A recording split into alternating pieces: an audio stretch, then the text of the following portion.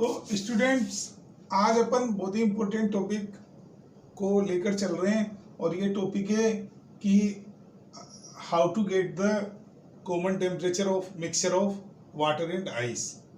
इसी तरीके की दूसरी प्रॉब्लम भी आपको बनेगी जब वो क्या करेगा, it will mix the steam into the water and will get the common temperature of mixture.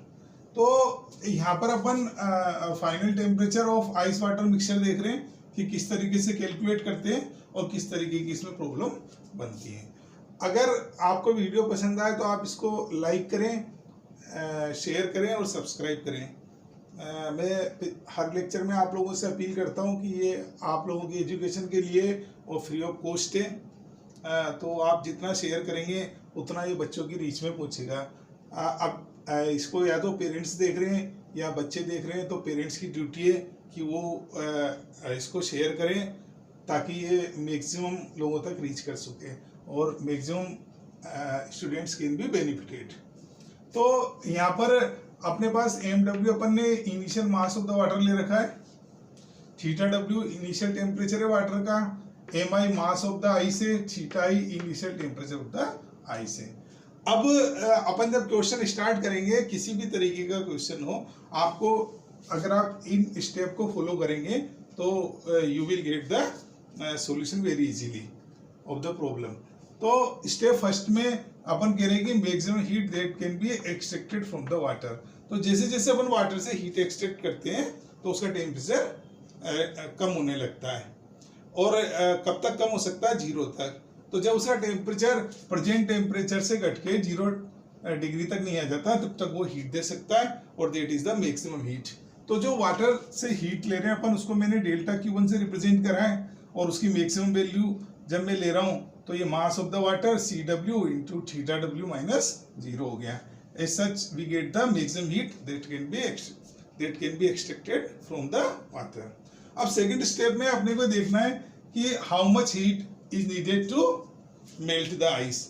तो अब यहाँ पे दो बातें, या तो आइस का टेम्परेचर 0 डिग्री सेंटीग्रेड होगा तो हीट एब्जॉर्प्शन से वो डायरेक्ट मेल्ट हो जाएगा, और अगर उसका टेम्परेचर नेगेटिव है तो फिर वो पहले 0 डिग्री सेंटीग्रेड का आइस में कन्वर्ट होगा और फिर वो हीट एब्जॉर्प्शन से 0 डिग्री सेंटीग्रेड के वाटर में कन्वर्ट होगा। तो इस अमाउंट ऑफ हीट को मैंने डेल्टा Q2 लिखा है।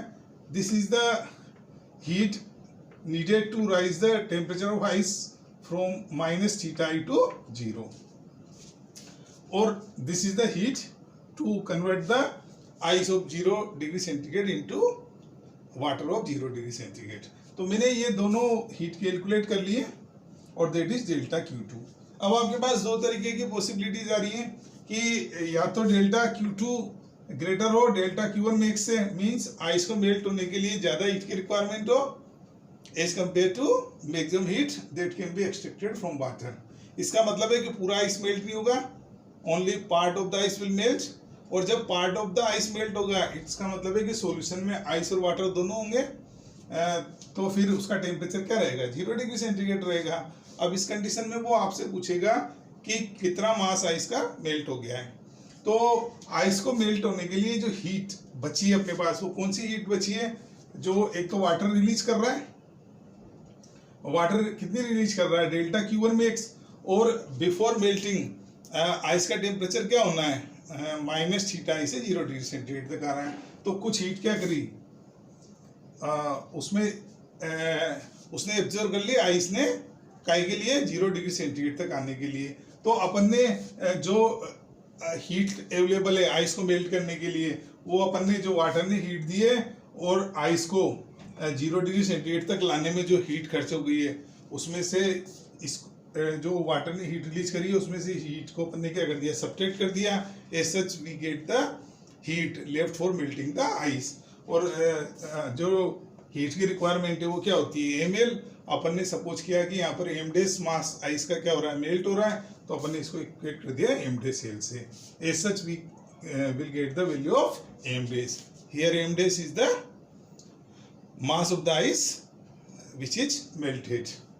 अब ये तो अपने केस 1 की बात करी, लेकिन अगर इसका उल्टा हो जाए कि अगर डेल्टा Q1 मैक्स ज्यादा हो जाए, किससे, डेल्टा Q2 से, तो ये केस सेकंड ले रखा अपन ने, if delta Q1 max is greater than delta Q2. It means ice को मेल्ट होने के बावजूद भी हीट क्या हो रही है, अपने पास एक्सेस बच रही है। इसका मतलब है कि पूरा आइस मेल्ट हो जाएगा और उसके बाद भी हीट अवेलेबल रहेगी, तो सॉल्यूशन का कुछ ना कुछ मिक्सचर होगा।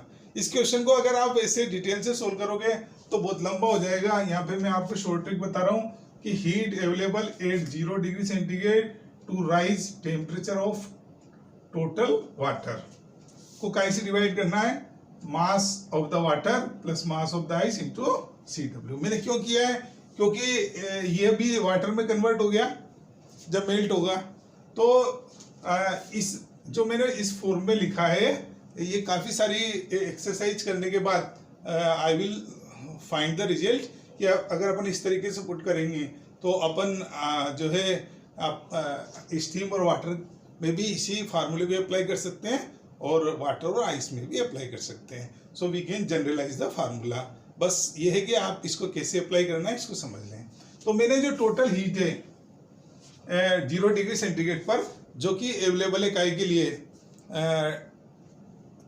वाटर के टेम्परेचर को राइज करने के लिए, तो वही मैंने delta Q equal to MC delta theta लगा दिया। तो ये तो अवेलेबल हीट है, उसमें mass total mass of water से मैंने डिवाइड कर दिया और CW से डिवाइड कर दिया। तो मेरे पास क्या आ गया, थीटा आ गया, that is the common temperature of the mixture. तो डेल्टा Q1 मैक्स मेरे पास जो हीट थी वो मेरे को किसने दी थी, वाटर ने, और डेल्टा Q2 क्या में खर्च हो गई थी मेरे पास जो है आइस को 0 डिग्री सेंटीग्रेड के आइस में लाने में और फिर उसको 0 डिग्री सेंटीग्रेड के वाटर में लाने में। तो इसमें से मैंने इसको माइनस कर दिया तो मेरे पास ये लेफ्ट हीट आ गई कि अब अपने पास कितनी हीट बची हुई है, ये तो ऊपर आ गया। और जो वाटर का मास था वो MW था और जो आइस कन्वर्ट हुआ था वाटर में उसका मास MI है। तो total mass of the water कितना हो गया, MW plus MI into CW से मैंने इसको डिवाइड कर दिया। अब इसको समझाने के लिए मैं यहाँ पर एक एग्जांपल ले रहा हूँ। ये IIT स्क्रीनिंग में भी आ चुका है question.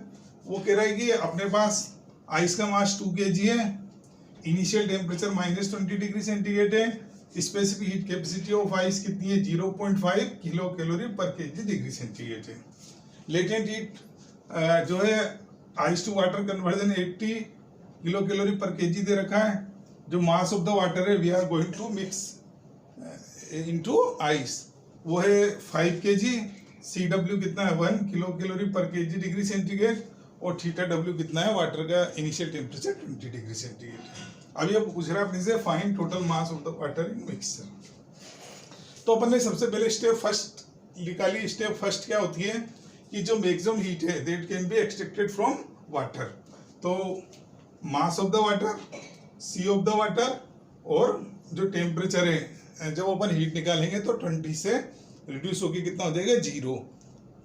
That is the maximum heat that can be extracted from water. तो डेल्टा Q1 मैक्स मैंने निकाल दिया, मास ऑफ द वाटर 5 kg है, CW कितना है 1 किलो कैलोरी पर केजी डिग्री सेंटीग्रेड और टेम्परेचर 20 से डाउन होके 0 डिग्री सेंटीग्रेड तक जा रहा है। तो ये डिग्री सेंटीग्रेड से डिग्री सेंटीग्रेड कैंसिल हो गया, केजी से केजी कैंसिल हो गया और ये हीट बची 5 × 20 मीन्स 100 किलो कैलोरी हीट जो अपन वाटर से एक्सट्रैक्ट कर सकते हैं मैक्सिमम। अब सेकेंड स्टेप मैंने बताया था कि अपने को क्या कैलकुलेट करना है कि आइस को मेल्ट करने के लिए कितनी हीट की रिक्वायरमेंट है। तो ये डेल्टा Q2 है, तो आइस का टेम्परेचर कितना है -20। तो पहले ये -20 से 0 डिग्री सेंटीग्रेड तक जाएगा, उसके लिए हीट निकालेंगे और फिर 0 डिग्री सेंटीग्रेड पे आइस से 0 डिग्री सेंटीग्रेड के वाटर में कन्वर्ट होगा, उस हीट को निकालेंगे और दोनों को ऐड कर देंगे।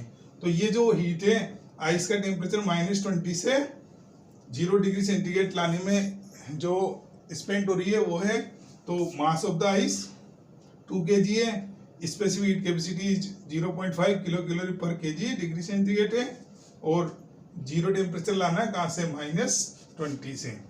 तो एक पार्ट तो ये हो गया, प्लस अपन स्टेट चेंज कर रहे हैं तो ml लगाया अपन ने, मास कितना है 2 kg और L कितना है उसका 80 किलो कैलोरी पर KG. As such 20 kilo calorie तो काय में खर्च हो रही है -20 से 0 डिग्री सेंटीग्रेड टेम्परेचर लाने में और 160 किलो कैलोरी काय में खर्च हो रही है जो 0 डिग्री सेंटीग्रेड का आइस है उसको 0 डिग्री सेंटीग्रेड के वाटर में कन्वर्ट करने में। तो टोटल जो हीट की रिक्वायरमेंट है वो है 180 किलो कैलोरी, और जो अवेलेबल हीट है वो है 100 किलो कैलोरी। इसका मतलब है कि पूरा आइस मेल्ट नहीं होगा, क्योंकि आइस को मेल्ट होने के लिए कितनी चाहिए 180 किलो कैलोरी, और वाटर कितनी दे पा रहा है 100 किलो कैलोरी। अब अपन ने देखा कि जो आइस को मेल्ट करने के लिए कितनी हीट बची, तो 100 कैलोरी हीट तो वाटर ने दी, और मेल्ट होने के पहले 20 किलो कैलोरी हीट किसने एब्जॉर्ब कर ली, आइस ने। क्योंकि जब मेल्ट होगा तो उसका टेम्परेचर क्या चाहिए 0 डिग्री सेंटीग्रेड। तो अपने पास जो अवेलेबल हीट है वो 100 kilo calorie minus 20 kilo calorie है, तो अवेलेबल हीट कितनी है अपने पास 80 किलो कैलोरी, और अपन ने यहाँ फार्मूले में लगा दिया 80 किलो कैलोरी अपॉन एल से डिवाइड कर दिया, तो अपने पास क्या आ गया 1 kg। इसका मतलब है 1 kg जो आइस है वो क्या हो रहा है मेल्ट हो रहा है, और 1 kg आइस का में कन्वर्ट हो रहा है, वाटर में कन्वर्ट हो रहा है। इसका मतलब है 5 kg तो पहले से ही था, तो 5 + 1 कितना हो गया 6 kg। To make the understanding more clear, here we took another example. इस एग्जाम्पल में मैंने लिया है कि एक वेसल है जिसकी हीट कैपेसिटी नेग्लिजिबल है और हीट लॉस को अपन ने नेग्लिजिबल माना है। उसमें 500 ग्राम ऑफ वाटर है, और वाटर का टेम्परेचर क्या है इनिशियल 20 डिग्री सेंटीग्रेड, और अपन ने इसमें 100 ग्राम ऑफ आइस मिक्स कर दिया है, और आइस का टेम्परेचर कितना है 0 डिग्री सेंटीग्रेड है। Now we were asked to calculate the final temperature of the mixture. तो मैंने वही किया स्टेप फर्स्ट में। सबसे पहले अपन क्या कैलकुलेट करेंगे, maximum heat that can be extracted from water. तो mass of the water, C of the water into initial temperature कितना है 20 डिग्री सेंटीग्रेड, और 20 से कितना चला गया 0 डिग्री सेंटीग्रेड, तो this is the maximum heat that can be extracted from water. तो ये 500 इंटू 20, तो इट बिकम्स 10,000 कैलोरी। अब सेकेंड स्टेप में अपन ने क्या किया है कि जो हीट नीडेड है टू मेल्ट द आइस, तो कितने हीट की रिक्वायरमेंट है, आइस का इनिशियल टेम्परेचर 0 डिग्री सेंटीग्रेड है, तो हीट एब्जॉर्प्शन से ये 0 डिग्री सेंटीग्रेड के वाटर में कन्वर्ट होगा। तो जो वाटर में कन्वर्ट होने के लिए 0 डिग्री सेंटीग्रेड के इसको कितने हीट की रिक्वायरमेंट है एम एम तो कितना है 100 ग्राम, और एल कितना है 80 कैलोरी पर ग्राम, तो इट बिकम्स 8000 कैलोरी। तो अब अपन ने देखा कि वाटर ज़्यादा हीट रिलीज कर रहा है as compare to heat needed to melt the ice. तो इसका मतलब है कि जो है टेम्परेचर जो है 0 से ज़्यादा होगा और आइस कम्प्लीटली मेल्ट हो जाएगा। तो मैंने बताया था कि जब डेल्टा Q1 मैक्स किससे ज़्यादा हो जाता है डेल्टा Q2 से, तो फिर अपन कैसे कैलकुलेट करते हैं 0 डिग्री सेंटीग्रेड पर जो अवेलेबल हीट है उसको अपन mass of the water plus mass of ice से मल्टीप्लाई कर, उससे ऐड करके और CW से मल्टीप्लाई कर देते हैं। तो ये तो है delta Q1 max minus delta Q2। ये तो 1000 कैलोरी तो किसने रिलीज की है वाटर ने 0 डिग्री सेंटीग्रेड तक आने में, और 8000 किसने एब्जॉर्ब कर ली आइस ने मेल्ट होने में। तो कितनी हीट बची अपने पास 2000 कैलोरी, और जो आइस मेल्ट हुआ था वो वाटर में कन्वर्ट हो गया 0 डिग्री सेंटीग्रेड के। तो total mass of the water कितना हो गया 500 + 100, और CW की वैल्यू कितनी है 1, तो इट इज 2000/600, और इसको सोल्व कर दिया। So answer is 3.33 degree centigrade.